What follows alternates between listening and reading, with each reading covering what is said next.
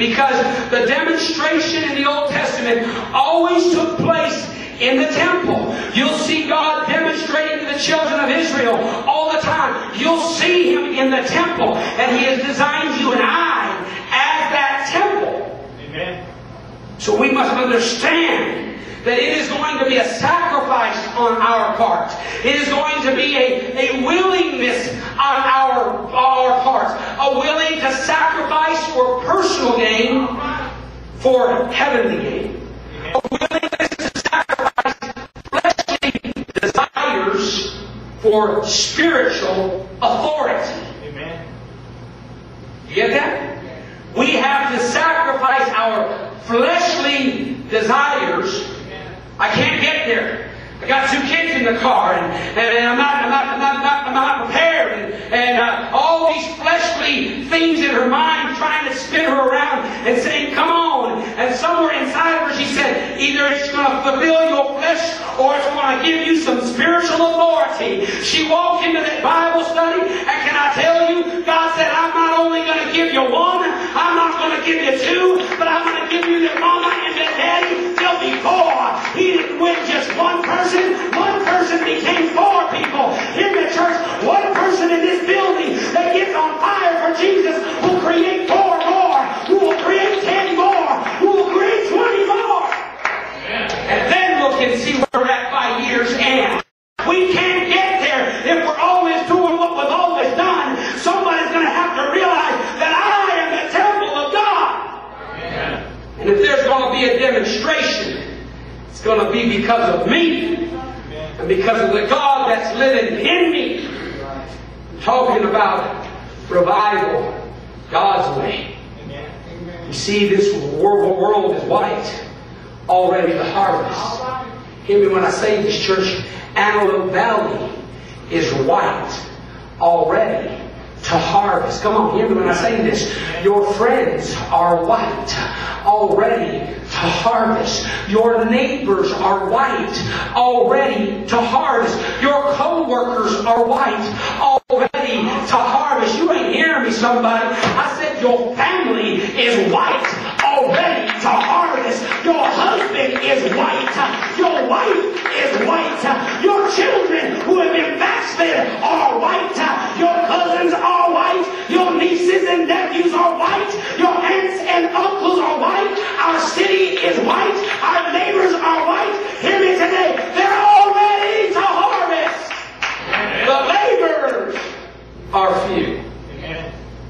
You see, it has always been that way. And it'll always be that way. As long as human hearts are what they are, and sin is what it is, the fields will always be white.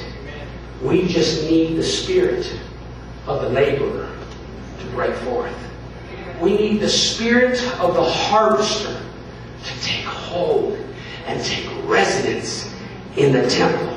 The trouble is not with the harvest. The trouble is with the reapers. Let me say that again. The trouble is not with the harvest. The trouble is with the laborers. If you believe that, clap your hands with me this morning. If you would come and as we would stand this morning, I'm going to close. Let me say this to us, church. Souls are lost today. But in that lost condition, the conscience still burns in the heart of countless sinners. Millions upon millions wonder every day, every moment, if they'll ever see their loved ones again. There are people in this building who from time to time, knowing that they're not where they need to be, wonder if God would come. Will I see my Aunt Mabel or my Uncle Johnny up in the pearly gates? Because I know they went there. fear death, hell, and judgment, tormenting their minds every time they hear Spirit-filled preaching and or Spirit-filled witnessing. We're talking about the plan. We're talking about the temple. We're talking about revival, God's way. When the seed of the precious gospel is sown, there is some wayside ground, there is some stony ground, there is some ground that is covered with thorns and weeds, but there is still much ground where the seed will bring forth. Some 30, some 60, and some fold. Amen. The trouble is the grain.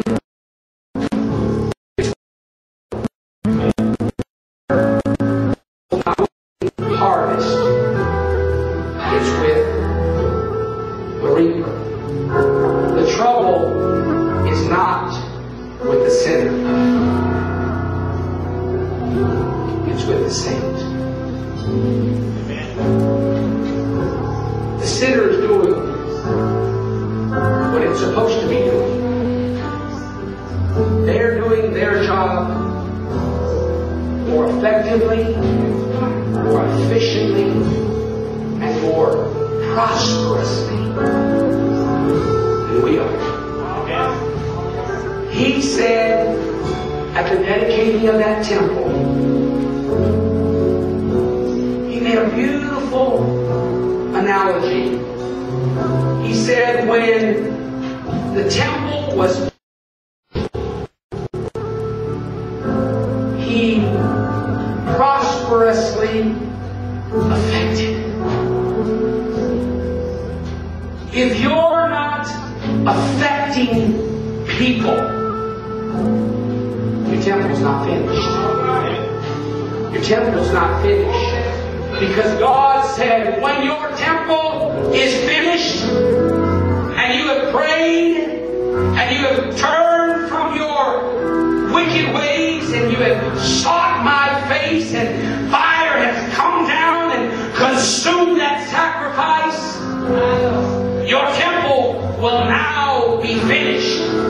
And when it is finished, it will prosperously affect the community, your school, your teachers, your friends, your family. Don't tell me I don't have the ability. It's not your ability that makes you what you are. It's not my ability that gives me what I have. It's the power and the presence and the demonstration of God in my temple. I have prayed. I have fasted. I have slept. I have desired. I want God's presence. And in that, I will affect prosperously. You see, the revival that God has for this place hasn't changed. The revival that God is bringing is on its way. But it cannot get here any quicker than the temple is ready to receive it. With every head bowed and every eye closed this morning, I'm talking about revival God's way. I'm talking about the temple of the living God affecting prosperously. The temple of the living God being consumed by fire, consumed by presence, consumed by power. Revival waits. Revival tarries.